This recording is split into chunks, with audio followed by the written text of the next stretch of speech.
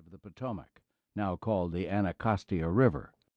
There was a bridge there, about where the 11th Street Bridge is now. All morning Madison conferred with officers and cabinet secretaries who came and went.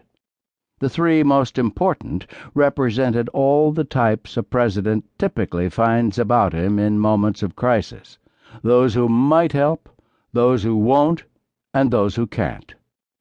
James Monroe, Secretary of State, was a Revolutionary War veteran who'd known Madison for decades. He'd quarreled with him and reconciled with him. He was the man who'd sent the midnight warning about the British march on the Capitol, and he'd thrown himself into the effort to defend it. He had talent and energy, and had decided to serve Madison. John Armstrong, another veteran of the Revolutionary War, had been appointed Secretary of War 6 months after hostilities had begun, to retrieve the disasters of an incompetent predecessor. In a year and a half on the job, he'd cleared out dead wood and promoted fresh faces, but he'd also fallen out with the president. He disliked Madison personally and disagreed with him strategically, ignoring Madison's suggestions to hit the enemy as soon as they landed and instead focusing all his attention on Baltimore.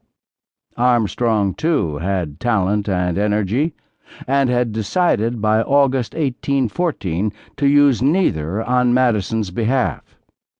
The man immediately responsible for the Capitol's defense was William Winder, a 39-year-old former lawyer who'd been in the Army for only 2 years. He'd received his current assignment in July, largely because he was the nephew of the governor of Maryland. He'd been unceasingly busy. The innumerably multiplied orders, letters, consultations, and demands which crowded upon me can more easily be conceived than described, he wrote. Yet he'd accomplished nothing. He had energy and no talent at all.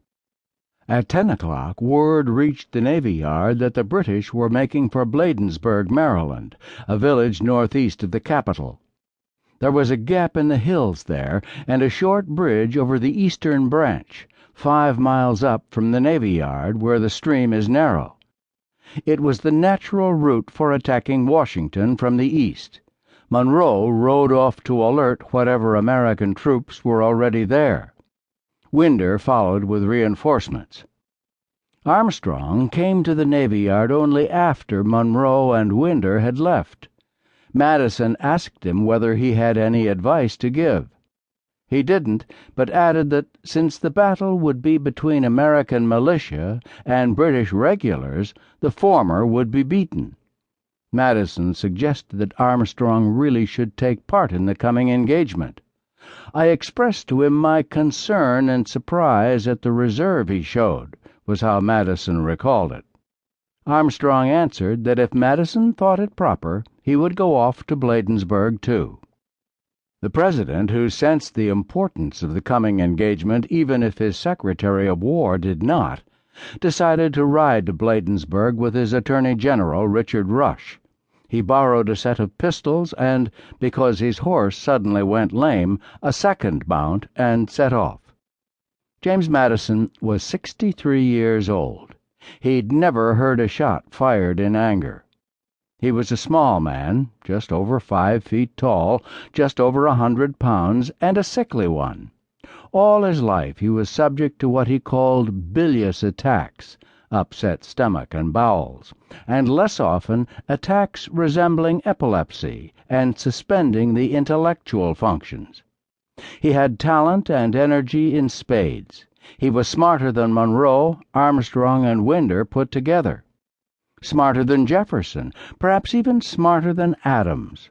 Over a lifetime of public service, he had put his mind, forget his shoulder, to the wheel, reading, writing, speaking, and thinking, driving himself so hard that he often undermined his already weak constitution.